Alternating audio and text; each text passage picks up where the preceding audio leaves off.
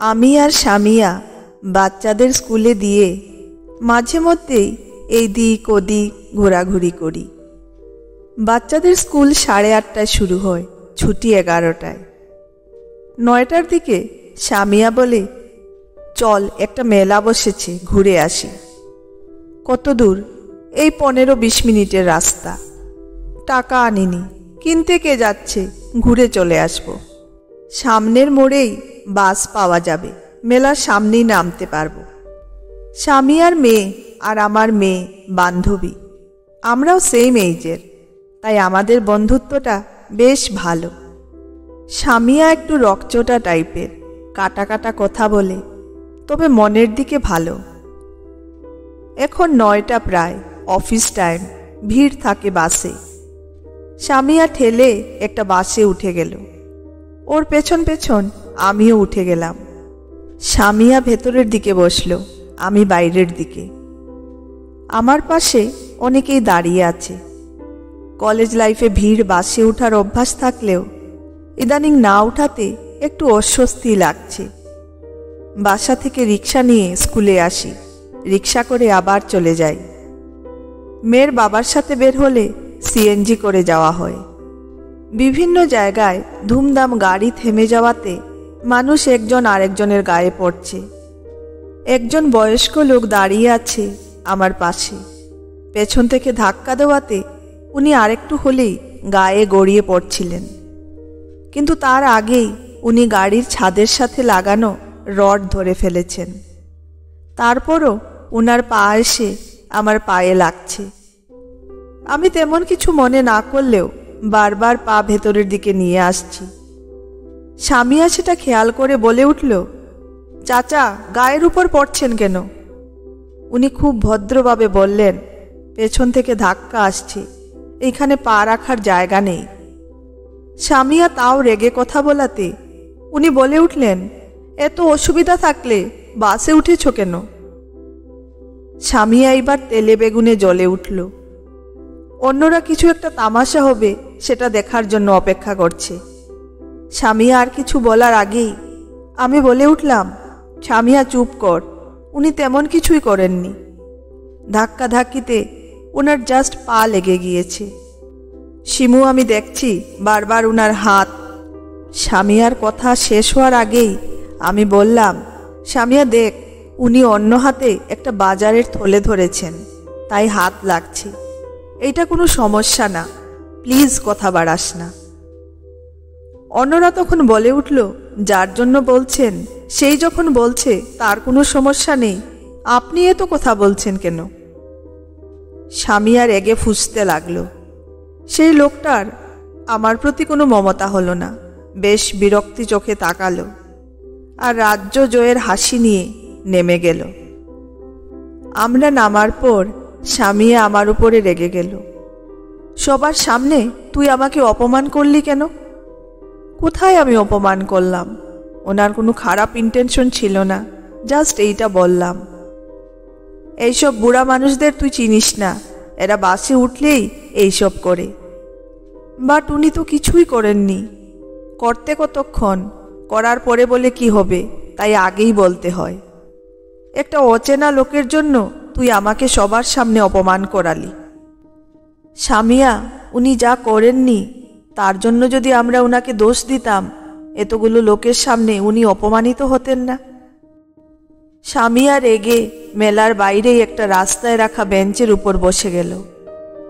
ওর গালগুলো লাল হয়ে উঠেছে। আমি ব্যাগ রেখে স্বামীয়ার পাশে বসলাম। ব্যাগ থেকে পানি বের করে বসলাম, পানি খেলাম। এরপর স্বামীয়াকে বললাম, শোন স্বামীয়া, তোকে একটা গল্প বলি, এরপর কিছু কথা বলবো। এরপরও যদি তোর মনে হয় আমি ভুল করেছি, তোকে অপমান করেছি, তোর যা ইচ্ছা আমাকে বলতে পারিস। ঘটনাটা 6 বছর আগের। আমি তখন অনার্সে পড়ি। তার 6 মাস আগেই আমার বিয়ে হয়েছে। আমি কলেজে গিয়েছি রেজিস্ট্রেশন করতে। ফেরার সময় বান্ধবীদের সাথে এমন ভিড় বাসে উঠেছি, আমি আর আমার 2 বান্ধবী। আজ যেরকম বসেছি টুলের লাস্টের দিকে, সেদিনও বসেছিলাম। একজন বয়স্ক লোক আমার পাশেই এইভাবে দাঁড়িয়েছিলেন। তখন আমার এইসবে ভীষণ অসহ্য ফিল হতো আর গা ঘিন ঘিন করত। কারণ বাসে উঠলে এই ধরনের হ্যারাসমেন্ট অনেক পেয়েছি। একসময় এইসব নিয়ে বলতাম অনেক। কেউ গায়ে হাত দেওয়ার আগেই এই ধরনের চিল্লাচিল্লি শুরু করতাম, তর্কাতর্কি হতো। এক পর্যায়ে গিয়ে তাদের বিভিন্ন জনে যখন বিভিন্নভাবে কথা শোনাতো, তখন আমার এক ধরনের শান্তি লাগতো। সেদিন একটা লোক আমার পাশেই দাঁড়ায়, বারবার ওনার পাটা আমার পায়ে লাগে। এক হাতে উঁচু করে হ্যান্ডেল ধরে থাকে, অন্য হাতে একটা ব্যাগটা ওনার বগলে ধরে রাখে। এতে করে ওনার হাতটা বারবার আমার গায়ে লাগে, ভীষণ অসহ্য লাগে। পেছন থেকে ধাক্কা লাগাতে উনি সামনে ঝুঁকে আসাতে আমি চিৎকার করা শুরু করি। নানাভাবে উনাকে বাজে ব্যবহার করতে থাকি। গায়ে হাত দিচ্ছেন কেন, এই সেই এইসব। উনি বারবার বলতে থাকেন, আমি তো তোমার গায়ে হাত দিইনি মা। আমি আরো রেগে গিয়ে বলি, এত বয়স হয়েছে তাও এইসব যায় না আপনাদের, আবার মা ডাকেন। বাসের লোকেরাও তাকে নানাভাবে হেনস্থা করে, হাসাহাসি করে, বিভিন্ন ধরনের কথা বলে। উনি আর না পারতে বলেন, আম্মা আপনি আমার মেয়ের মতো। আমি এখানে দাঁড়িয়ে আছি, আপনি বলেন আমি আপনার গায়ে এই ধরনের খারাপ কোনো উদ্দেশ্যে হাত দিয়েছি কিনা। সবাই আমার দিকে তাকিয়ে থাকে। এখন যদি আমি দে নাই বলি তাহলে আমারই দোষ হবে।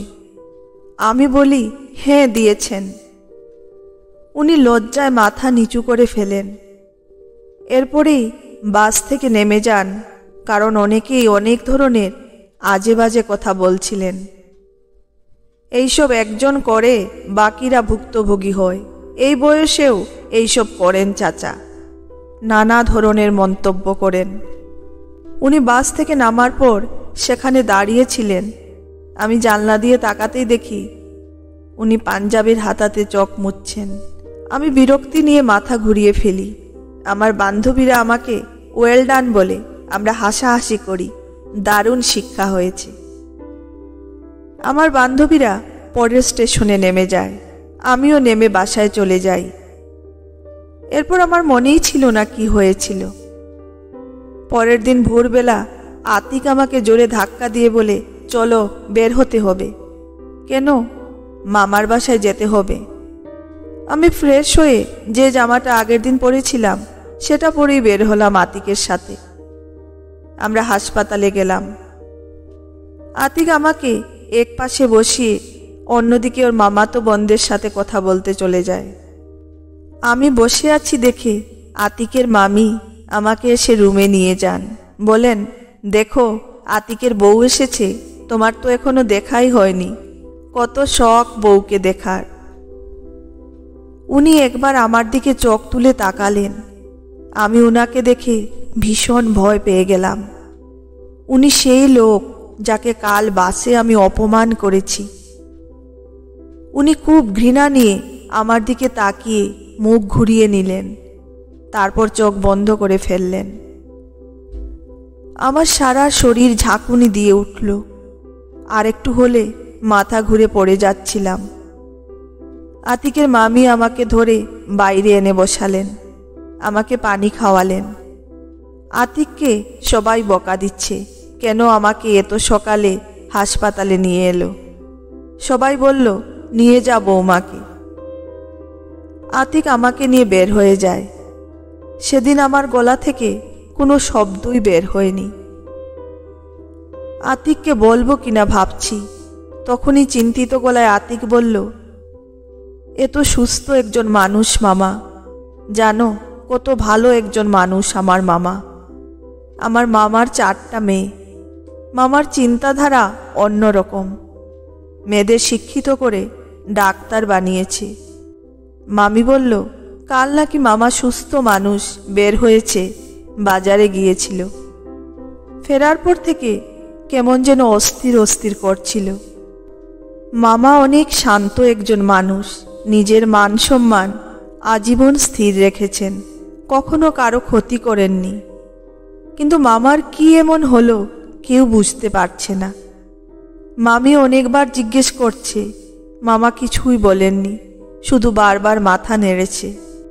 রাতের বেলা নাকি মামিকে একবার বলল, যে দোষ আমি জীবনে করিনি তার অপবাদ যদি কেউ আমাকে দেয় আমি কিভাবে সইব। রাতেই নাকি স্ট্রোকের মতো করল, জানি না কি হবে। আতিক বলছে আর আমার চোখ বেয়ে পানি পড়ছে। আমি আতিককে বললাম, আমাকে আবার একটু হাসপাতালে নিয়ে যাবে, আমি ওনাকে একটা কথা বলবো, প্লিজ। আমার কান্না দেখে আতিক অবাক হয়ে বলল, তোমার কি হয়েছে, কি বলবে মামাকে? তুমি প্লিজ আমাকে নিয়ে যাও, আমি ওনার কাছে ক্ষমা চাইব, আর কিছু জিজ্ঞেস করো না। আতিক আবার রিক্সা ঘোরালো। আমরা হসপিটালে উঠে 3 তলায় উঠতেই কান্নার শব্দ শুনতে পেলাম। আতিক ছুটে গেল, আমিও ছুটলাম, কিন্তু দেখলাম আতিকের মামির কান্না স্বর তীক্ষ্ণ হয়ে আমাকে যেন ছিঁড়ে দিচ্ছে। আমি ছুটে গেলাম ওনার কাছে, ভীষণ কান্না করলাম, আমাকে ক্ষমা করে দিন, ক্ষমা করুন। কিন্তু উনি আমাকে ক্ষমা করেননি, আমি সেই সুযোগ পাইনি ক্ষমা চাওয়ার। হয়তো এইটাই ছিল আমার ভুলের আজীবন ভোগ করতে থাকা শাস্তি। আমি কথা শেষ করতেই দেখলাম সামিয়ার চোখ ছলছল করছে। আমি সামিয়ার হাত ধরে বললাম, উনি হয়তো আমার আত্মীয় হয়ে যাওয়াতে আমি জানলাম কি কষ্ট পেয়েছেন উনি, আমি কি দোষ করেছি। কিন্তু যাদের আমরা চিনি না, আমাদের জানাও হবে না কত বড় দীর্ঘশ্বাস তারা ফেলছেন। যে মানুষটাকে আমরা কিছুক্ষণের জন্য দেখছি, সে মানুষটা কারো বাবা, কারো স্বামী, কারো মামা, চাচা। তাদের সারা জীবনের গড়া একটা সম্মান আছে। আমি জানি, আমি নিজেও ফেস করেছি। অনেক মানুষ আছে যারা এই ধরনের কাজগুলো করে, বাসে উঠলেই মেয়েদের গায়ে হাত দেয়। কিন্তু কিছু মানুষের জন্য আমরা সবাইকে এই ধরনের অপবাদ দিতে পারি না।